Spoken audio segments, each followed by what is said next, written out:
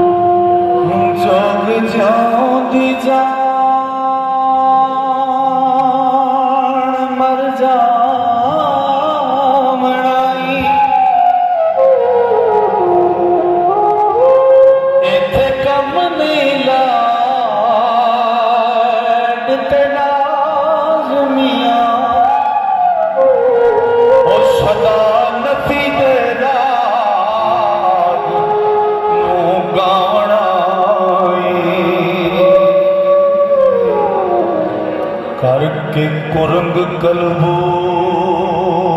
दा साज मियां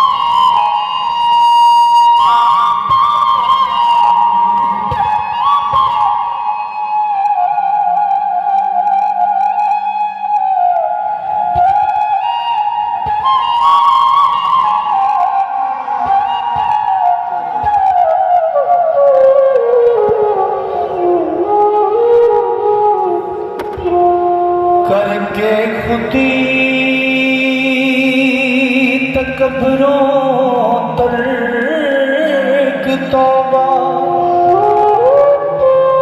रहना नीवियां विच नमाज मियां ओ मन विच मसीह महराब तकवा सिदक फकर दा जरे नमाज मियां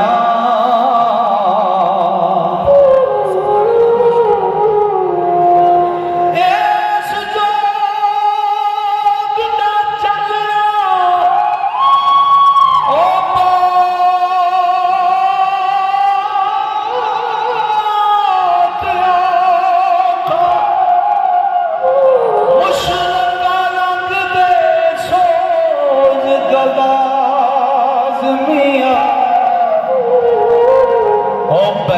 फकर विच तुड़ा